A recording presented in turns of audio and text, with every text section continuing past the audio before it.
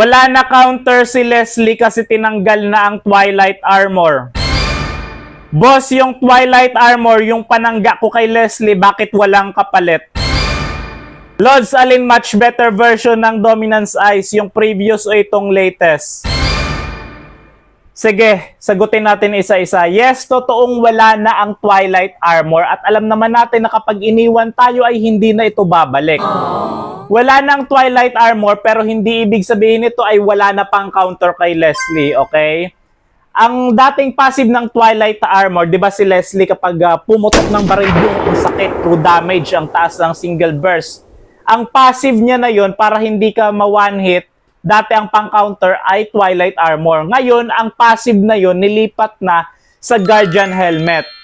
Okay? Ang pang-counter na ngayon na bago kay Leslie ay Guardian Helmet. Okay? Kaya nga helmet ibig sabihin hindi ka ma-headshot kasi may helmet ka, di ba? Kapag tinamaan ka sa ulo, hindi ka ma-headshot ni Leslie, okay? So, yun na. Yung na yung bagong pang-counter kay Leslie, Guardian Helmet. At sasagutin naman natin yung tanong kung ano mas magandang version ng Dominance Ice, yung dati o yung ngayon. Alam naman natin na dati bumibili tayo ng Dominance Ice para sa anti-heal, para mapigilan natin yung pag-sustain, pag-heal ng kalaban, pagpapabagal niya mag-heal, ganon, di ba? Counter sa mga may shield, ganon.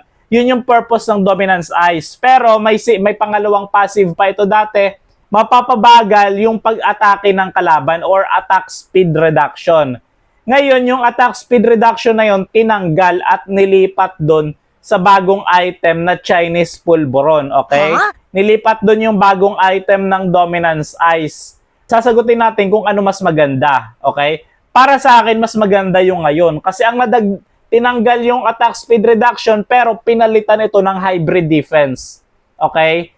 Physical ay hindi siya, kumbaga parang ginawa na siyang hybrid, hindi hybrid defense, ginawa na siyang hybrid, okay? Sana malinaw.